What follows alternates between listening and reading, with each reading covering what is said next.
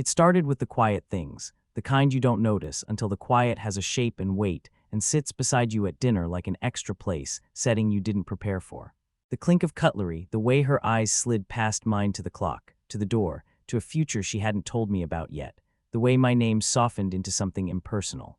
The word babe became hey, the kiss hello became a breeze, the breeze became nothing at all, and the silence, it learned my schedule, waited for me in every room, hummed through the vents like distant traffic at 3 in the morning. Rain came early that week. It found our windows and stayed. Everything else followed its lead.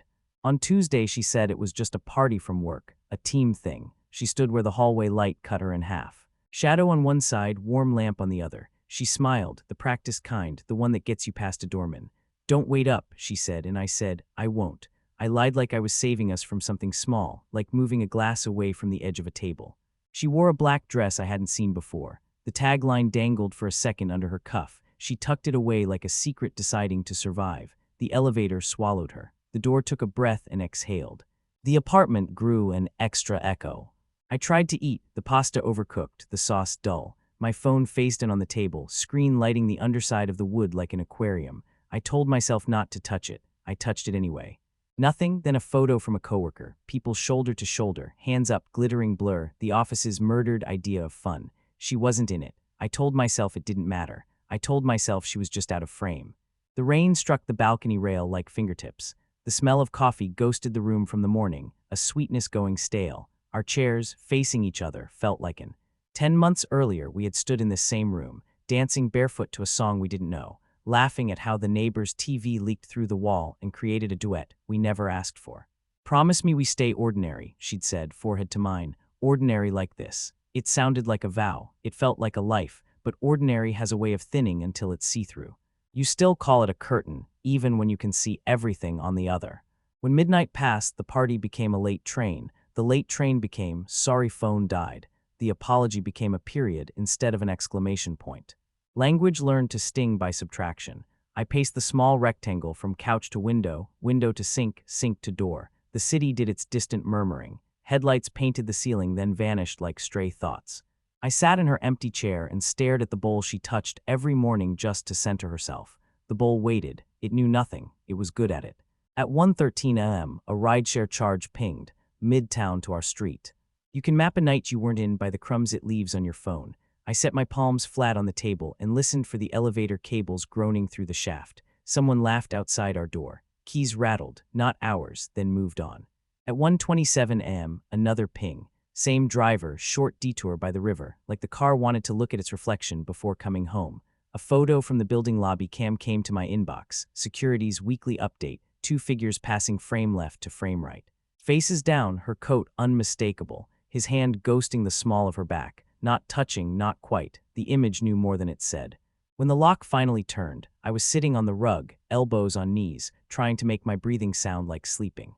She stepped in soft, as if the door had a throat. The perfume was wrong, too sweet, a borrowed sugar. She paused, that beat where truth decides whether to be brave or to hide behind another sentence. Hey, she said like we'd just met at a bus stop. She touched the light switch, didn't flick it. You're up. The question wore a mask, but the eyes were hers. I couldn't sleep, I said. It came out smaller than intended.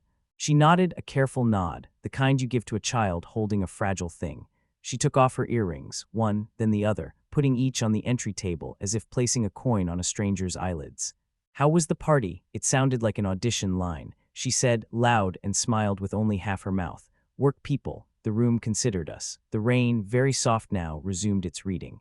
I stood and the floor sighed. Something in me wanted to hug her, to press my face into the notch of her shoulder and pretend the river detour was just the driver's whim. Something else in me wanted to ask for the raw version, the director's cut with commentary, the names and places, and the exact angle of a doorway somewhere that would match the angle of the ache in my chest. Your dress, I said, it's new. She looked down like she wasn't sure, then laughed too quickly. Yeah, borrowed. The word rang longer than it should have. Behind her coat, the mirror caught us both. 2 people arranged as if by someone who only knew where bodies go in a room but not why they stay. Her phone buzzed, face up in her bag. The noise was a small animal. She froze, shot at a glance that told me everything the words were going to ruin. Our eyes met in the glass. We were reflected, we were split, we were both slightly wrong. You look tired, she said. It sounded like mercy or pity or both. I almost said the name I didn't have. Instead, I asked, "Did you have fun?" and watched the answer gather behind her. The elevator reset somewhere above us. A neighbor coughed through the wall. The hum of the refrigerator filled in the silences like a stand-in for a missing actor. "It was just a party," she said finally, and the sentence hung there between us, careful as glass. I nodded, like I agreed the earth was flat. She passed me on the way to the bedroom, brush of fabric, a static spark. The mirror kept our shapes a second after we left. The entry table held her earrings like a tiny shrine. I reached out and touched the warm metal. The warmth was proof that something had been here just before me, something still leaving. In the bedroom, a closet door slid shut. A zipper sang. I stood in the doorway and waited for the aftersound, the way you wait for thunder you know is coming. "I'm going to shower," she said, without turning. "Okay," I replied, and the okay felt like setting down a glass you realize is already cracked. Water started, hard then soft, the pipes clearing a throat. I looked at the pillow with the faint shadow of her hair, sat down, put the phone on the nightstand. It vibrated once more and then, mercifully, stopped. The steam pressed against the bathroom door like a body trying to re-enter the room. I watched the handle for a long time. When the water cut off, when the last drops ticked into the tub like a clock coming apart, I found a small smear of glitter near the heel of her discarded shoe. It made a galaxy on the floorboards. I could have blown it away. I didn't. I lay back, shoes on, and stared at the ceiling where the streetlight made a pale rectangle that trembled with passing cars. She came out in an oversized t-shirt and crossed to the dresser, moving as if she couldn't trigger the room if she didn't breathe too deeply. "Good night," she said to the mirror. We both heard it.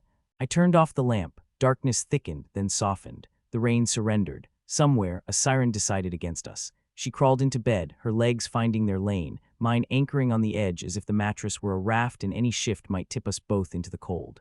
In that half-light, her hand rested inches from mine. Neither of us bridged it. In the space between our hands, a life knelt and waited to be spared. The ceiling dimmed. The room held its breath. And that was where the night opened a door I hadn't noticed and did not close it again. In the dark, her phone lit the ceiling with a pale pulse, and a name neither of us said flickered across the screen like an answer I wasn't ready to pronounce. Sleep left me before morning did. Dawn seeped in like diluted milk, graying the room and making everything readable in soft, sad fonts. The radiator clicked alive. Somewhere in the building, a shower hammered the tiles. I watched the window turn from graphite to ash. Her breaths were even, her body angled away, a careful geometry of distance. The name on her phone had been short, a first name that wanted to hide in a crowd. It didn't. It took up the whole night. In the kitchen, the smell of coffee tried to turn the morning into a memory of better mornings. Steam rose and vanished like failed arguments. I touched the chipped mug she always used and put it back, choosing another as if that might change the taste of today. The table still remembered last night, the faint crescent where her earrings had rested, a dark ring where my glass had surrendered a little water to the wood. Outside, rain had turned into a mist that decided to stay. It made the street lamps look closer than they. On her side of the sink, a smear of lipstick on a tissue, a modest scarlet wound. Her perfume had retreated to the towel. Even the toothbrushes stood at different angles now, like people who used to touch hips at a concert and don't anymore. I held her phone for a second, not to unlock it, just to feel the weight of the thing that had carried last night to our door. It vibrated once, a calendar notification. Weekly team call, 9:30. The ordinary insisted on its turn. By noon, I had cleaned the living room twice. The couch cushions stood at attention. The rug had new stripes. The quiet applauded politely and sat back down. When I took out the trash, I saw the glitter again on the entryway floor and left it. A galaxy is a long story. I hadn't heard the beginning yet. The elevator opened to the lobby. The doorman looked up and then didn't. People's faces learn when not to know. That afternoon, while she caught up on emails, I took a walk with nowhere to get to. The city became a museum of other people's afternoons. A man in a suit ate his sandwich in perfect, precise bites. A woman in a red coat cried on a bench without moving her hands. A boy kicked a soft drink cup until it surrendered. The river held its silver like a secret. I sat on a wet bench under a tree that had already decided it was autumn, even if the calendar hadn't agreed. My phone gave me a search suggestion I hadn't asked for. The other man's name, the short one, the one that didn't belong to our furniture. I typed it. He was easy to find, they usually are. A tagged photo at a conference. A birthday post written by someone who loved him for something else, somewhere else. A grainy shot at the same bar where her team went after quarterly numbers. The clues were not loud. They didn't have to be. An accidental reflection in a window, her coat, that black dress. His profile, the angle of a laugh that leaned toward her. I scrolled until my thumb went cold. Then I put the phone in my pocket like a talisman gone wrong. Back home, she stood by the window, arms folded, watching the air like it might fall. "Hey," she said, and the word did not touch me. "Hey," I returned, and mine didn't touch her either. We moved around each other like choreographed strangers in a movie set in a city that could be any city. "How was your day?" "Fine." We built a bridge out of small words and watched it collapse under the weight of what neither of us would carry. That night, she fell asleep early. I lay there inventorying the ceiling cracks.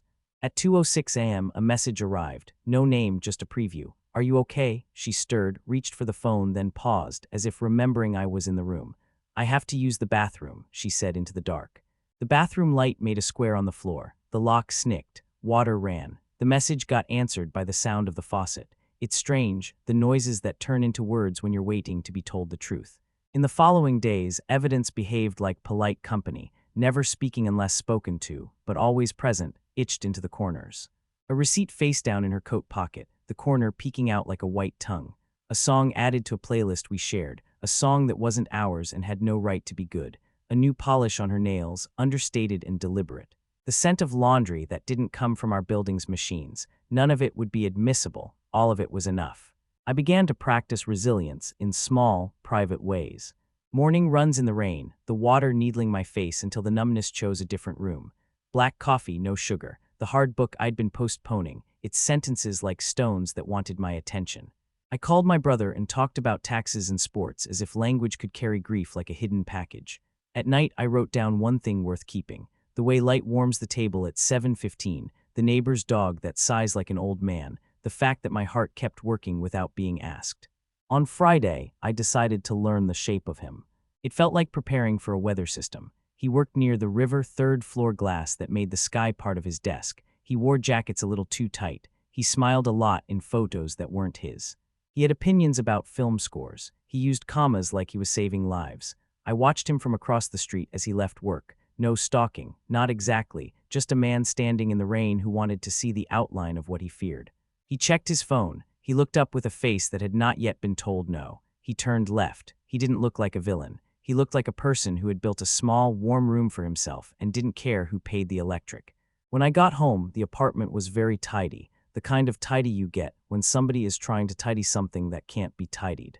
A candle burned, vanilla pretending to be forgiveness. She stood at the stove stirring a sauce that didn't need that much stirring.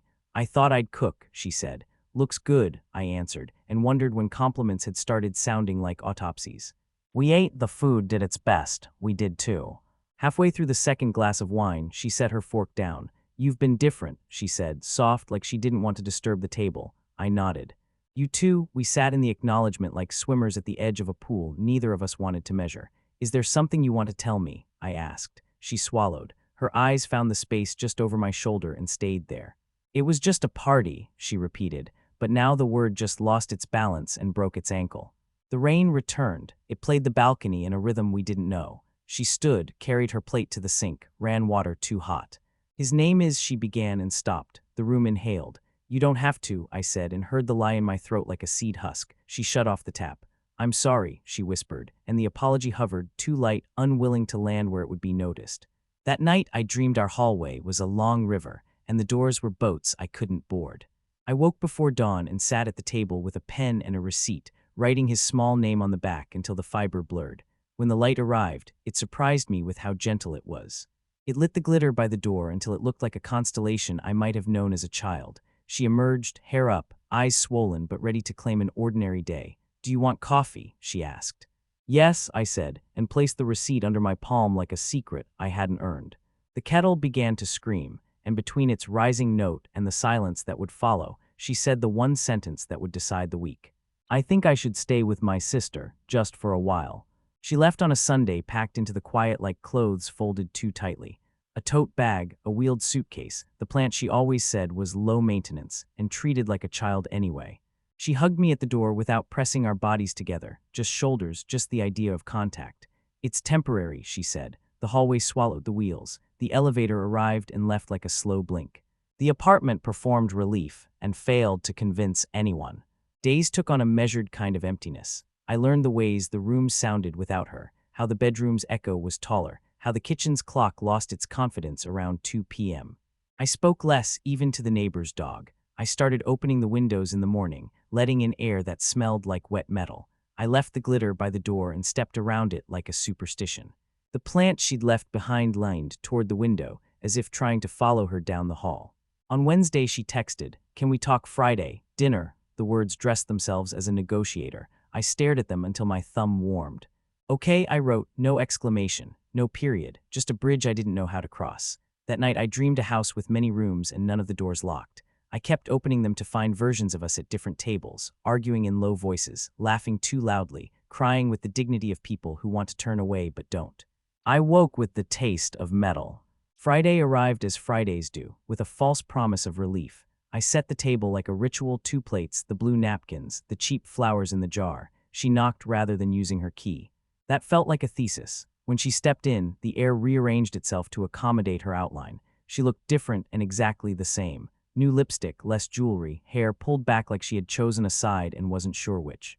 "Hi," she said. It was a word that knew how to behave. We ate slowly, speaking like translators, avoiding idioms, sticking to nouns. She told me about her sister's spare room, the bed too soft, the window that faced a billboard for a law firm offering forgiveness for money. I told her about the neighbor's new habit of whistling at midnight. She smiled, then didn't. The wine went warm. The candle guttered and recovered, a survivor. Finally, she set down her fork and touched the stem of her glass like it might ask her a question. "I ended it," she said. The sentence didn't echo the way I expected. It landed heavy and exact. "Okay," I replied then. When, she looked at the window as if the answer might be written on the faint reflection of our faces. "2 days ago," she said. He didn't argue. She laughed once, small and sharp. He said he understood.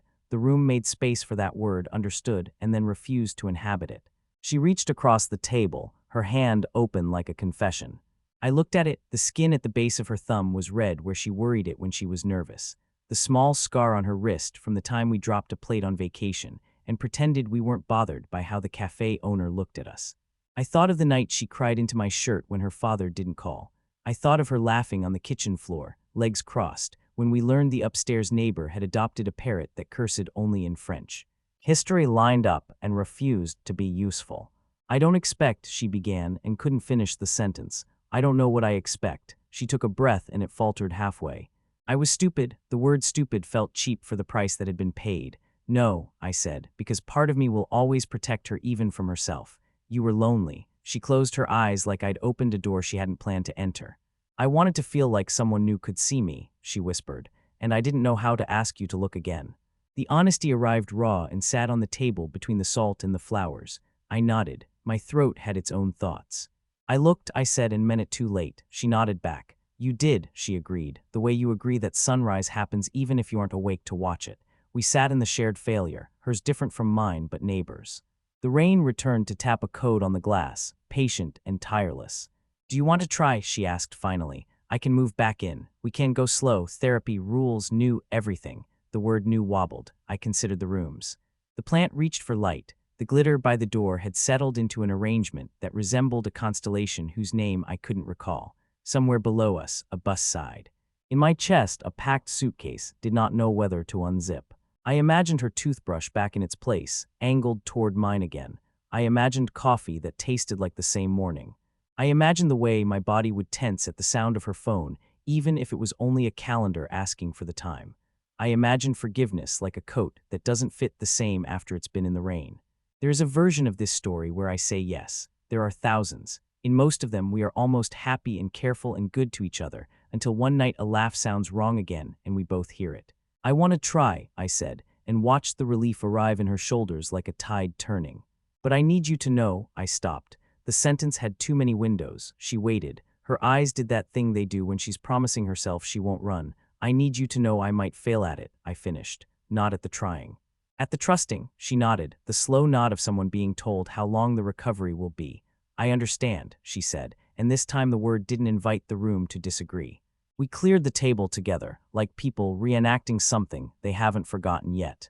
Her hand brushed mine at the sink. Electricity pretended to be memory. We stood too close and not close enough. When we were done, the kitchen looked eager. She turned to me and the air tilted. "Can I?" she began, and I knew the rest. "Yes," I said, because my body had made its own decisions in languages older than certainty. She stepped forward. We held each other the way a house holds its heat when the first cold comes.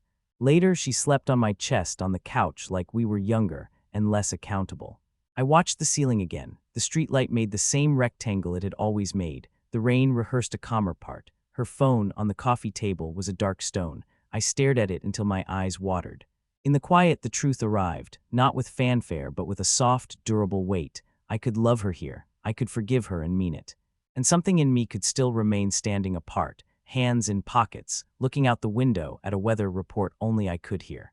When she woke and kissed the line of my jaw, the phone lit, his name again, brief as a spark, and she closed her eyes like someone who had just stepped into the wrong room.